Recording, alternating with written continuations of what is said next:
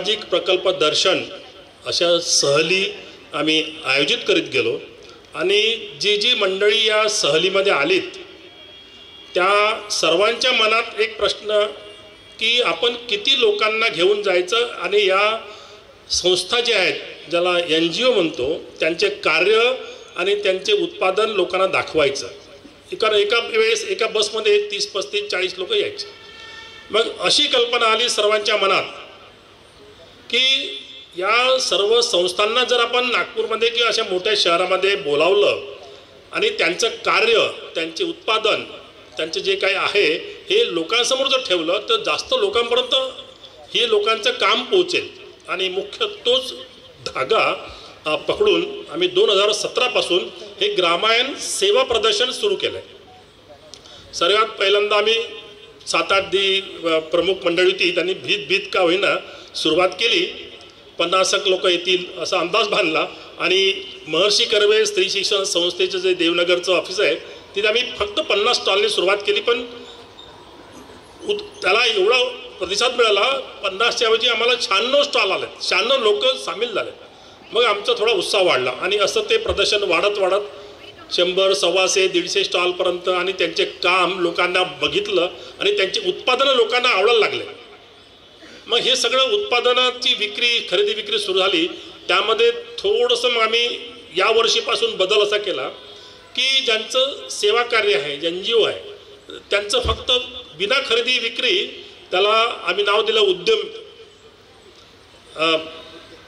आपण हा सतत चालू ठेवलेला आहे. खरंच या NGOचा मला खूप अभिमान वाटते आणि अशाच प्रकारे जे रिटायर्ड लोक आहे त्यांना किती काळजी वाटते, जी काळजी सगळ्यांसाठी की ग्राम विकास कसं व्हावं याच्यावर सगळे लोक लागलेले आहेत. मी नितीनजी गडकरी सोबत काम केलेलं आहे आणि करतोय. जेव्हा आत्महत्याचा जो खूप म्हणजे त्या काळात की विदर्भामध्ये किसान आत्महत्या व्हायची ती कशी थांबवावी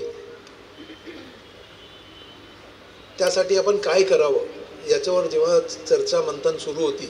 तुम्ही नवीन उद्योजक होतो, मला खूप तडफड होती. तर त्यांनी म्हटलं की आपण काही केलं तरी काही होणार नाही, आपण साखर कारखाना जसं पश्चिम महाराष्ट्रात होतोय तसं साखर कारखाना टाकावं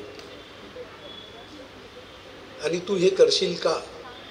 माझ्या समोर त्यांनी प्रश्न मांडला. मी म्हटलं की आता नवीन उद्योजक आहे, माझ्या स्वतःची फॅक्टरी पाहायची आहे, मी आता आलो आहे नवीन, पण मी म्हटलं मी या कार्याकरिता मी वेळ देणार आहे. म्हटलं 5 वर्ष तुम्हाला या कार्याकरिता देणार आहे. मग पूर्ती म्हणून आम्ही साखर कारखाना उघडला आणि त्यातलं पुढचं वाटचाल आज ग्रामीणमध्ये बरंच कामं करत असतो. त्यातनं दुसरा एक विषय आला की कारखाना उघडला, शेतकऱ्यांना तयार केलं की ऊस लावायला. पण आम्हाला तेव्हा लक्षात आलं की आमच्याकडे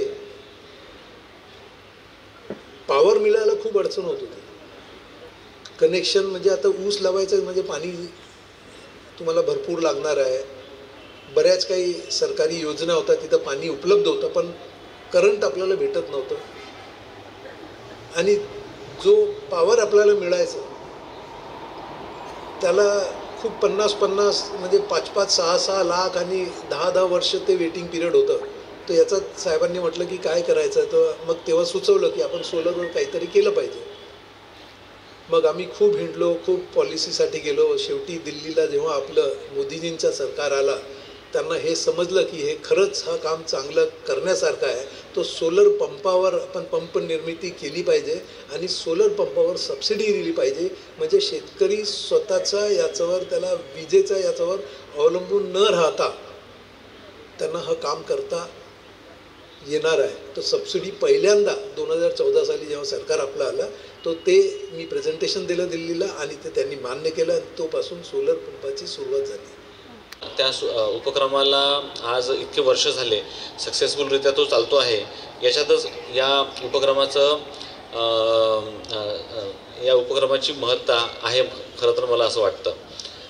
ग्रामायण म्हणजे नाव पण खूप सुंदर आहे आणि ग्रामीण लोकांसाठी किंवा अत्यंत छोट्या स्तरावरील व्यावसायिकांसाठी, अत्यंत छोट्या मॅन्युफॅक्चरर्ससाठी, सर्व्हिस प्रोव्हायडर्ससाठी हा एक उपक्रम आहे असं मला वाटतं.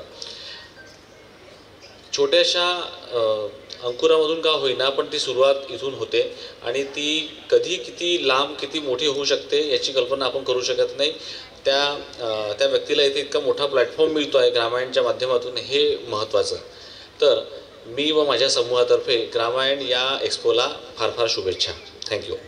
ये एक बहुत अच्छा प्रकल्प जो ये चला रहे हैं और ख़ास इसकी सबसे ज़्यादा अच्छी बात यह है कि सारे रिटायर्ड लोग हैं, उनके अंदर से ये उत्स्फूर्त जो काम करने वाले लोग थे, जो टीचर थे या जो बाकी और कहीं सरकारी कर्मचारी थे, ऐसे लोग अगर इस कार्यक्रम के लिए, और उनको ऐसा महसूस हो रहा है कि ग्रामीण से लोग जो है उनको कैसे रोज़गार मिल सकता है और वह स्वयं रोजगार कैसे कर सकते हैं, उसके ऊपर निर्धारित क्या क्या आइटम बन सकती है, इस पर उन्होंने उसको कैसे बढ़ावा मिले, क्योंकि बनाना तो सरल हो जाएगा लेकिन उसके बाद में उसको मार्केट कैसा मिल सके, इसलिए ये प्रदर्शन का उन्होंने किया. तो मुझे लगता है एक बहुत अच्छा प्रयत्न है, प्रयास है और इसको सब लोगों ने सराहना चाहिए.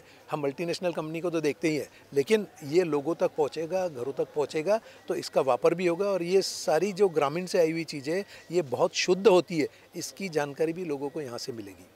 बहुत अच्छा इनका ऑर्गेनाइजेशन है. पिछले 6 सालों से मैं काफ़ी बार 3-4 बार आ चुका हूँ और एक ग्रामीण लोगों का एक बहुत अच्छा प्लेटफॉर्म है ये, जहाँ उनको अपने प्रोडक्ट्स को डिस्प्ले करने का ये मिलता है और एक बिज़नेस भी मिलता है उसके कारण.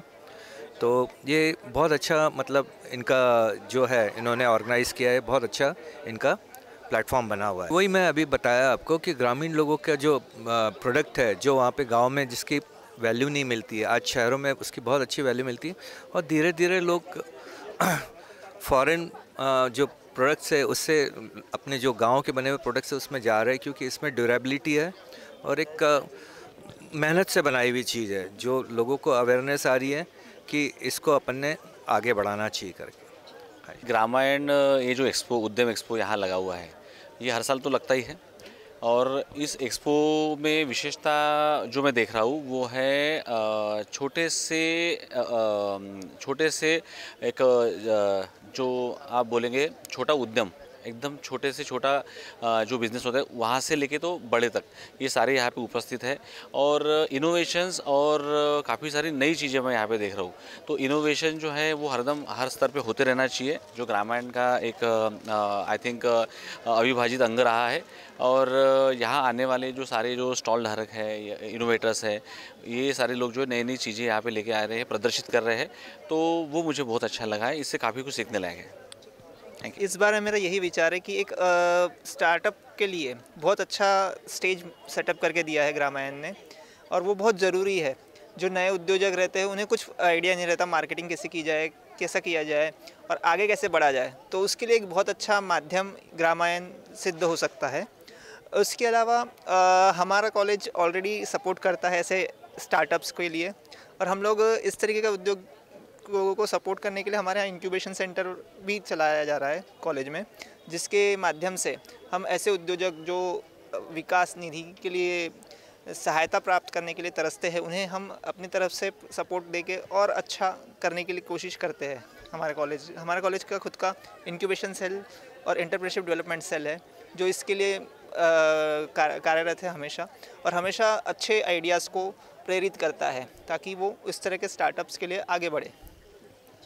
यही है जो अलग अलग छोटे कारागिर होते हैं या व्यावसायिक होते हैं, उद्योजक होते हैं, उनको एक बड़ा प्लेटफॉर्म मिल रहा है. तो ज़्यादा से ज़्यादा लोगों तक तो पहुंचाना ये बड़ा कठिन होता है. तो ग्रामीण के प्रयत्न रहता है कि ऐसे लोगों को बड़े प्लेटफॉर्म पर लाए, जिस लेवल पे आज वो लोग काम कर रहे हैं वो लेवल से बड़े लेवल पर जाने में उनको हमारी तरफ से मदद हो. इसलिए हर साल ऐसा एक प्रदर्शन का आयोजन होता है और सभी लोगों को कहना है कि उनसे बहुत ज़्यादा बूस्टअप उनको इससे मिलता है. हर साल ग्रामीण ये करता है, इस बार कितने काउंटर हैं और कितने लोग यहाँ आने की अपेक्षा है?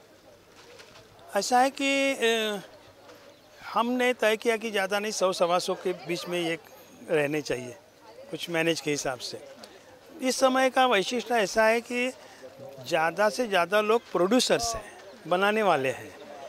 आप देखेंगे कि ये बेचने वाले इसमें कम लोग हैं, इसलिए हमने कम से कम 100 लोगों को नहीं कहा कि आप यहाँ पार्टिसिपेट नहीं कर सकते, क्योंकि जो नाम उद्यम है तो हमारी कोशिश है कि ज़्यादा से ज़्यादा प्रोड्यूसर या प्रोसेसर्स इसमें आए। इसलिए अभी तो इसमें 100 प्लस कुछ होंगे, 105 वगैरह, इसलिए हमने जानबूझकर इसको लिमिटेड भी रखा है इसको, कि हम इसको डाइल्यूट नहीं करना चाहते कि कोई भी आए भाई चलो इतवारी से माल लिया और यहाँ बेच दिया, ऐसा ना हो, इसलिए हमने उनको ऑफ़र को नहीं कहा है। तो और अगले साल इसको आपका और ज़्यादा इसका रिज़ल्ट मिलेगा, क्योंकि अभी तक सेवा और उद्यम दोनों एक साथ रहते थे, तो हमने सेवा वाला विषय अभ्युदय के नाम से अलग शुरू किया। तो इसमें हमारी ज़्यादा से ज़्यादा कोशिश छोटे उद्योजक उत्पादक रहे।